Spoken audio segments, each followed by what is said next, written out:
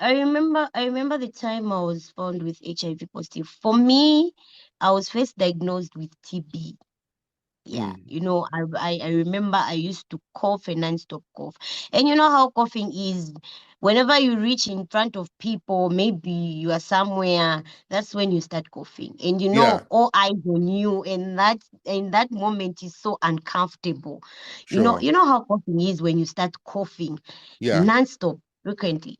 So for me, I remember uh how coughing it was for me. It was so bad. It wasn't even good. It was so very bad.